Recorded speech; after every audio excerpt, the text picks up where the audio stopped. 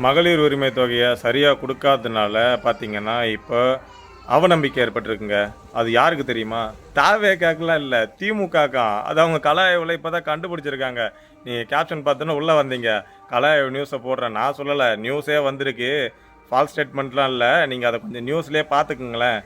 மகளிர் உரிமை தொகை போதுமான எண்ணிக்கையில் தரப்படாததால் மகளிரிடம் அவநம்பிக்கை ஏற்பட்டிருப்பதாக திமுக நடத்திய கள ஆய்வு அறிக்கையில் தகவல் தெரிவிக்கப்பட்டிருக்கிறது. மகளிர் உரிமை தொகை போதுமான எண்ணிக்கையில கொடுக்காதது கிடைக்காத மகளிரிடம் ஒரு அவநம்பிக்கையை ஏற்படுத்தியதாகவும் கருத்துக்களை நிர்வாகி தெரிவிச்சிருக்காங்க.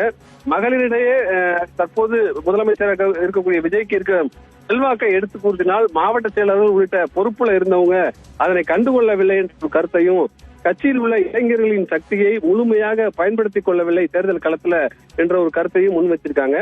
அரசியல் உள்ள தற்காலிக நியமன பொறுப்புகள்ல கட்சியினருக்கு முன்னுரிமை வழங்கப்படவில்லை என்றும், கட்சி பொறுப்புகளில் இல்லாத மூத்த நிர்வாகிகளை கண்டுகொள்ளவில்லை என்றும், அவர்களை தேர்தல் பணிக்கும் பயன்படுத்திக் கொள்ளவில்லை என்ற ஒரு கருத்தையும் பல நிர்வாகிகள் இந்த கள ஆய்வுல தெரிவிச்சிருக்காங்க. என்னங்க வீடியோ பார்த்துட்டீங்களா? மகளிருக்கான மகளிர் உரிமை தொகையை சரியா கொடுக்கலையா, மகளிருக்கு விஜய் கிட்ட இருக்கிற ஆதரவை பத்தியும் சரியா தெரிஞ்சுக்கிட்டு அதை பெருசா கண்டுக்கலையா.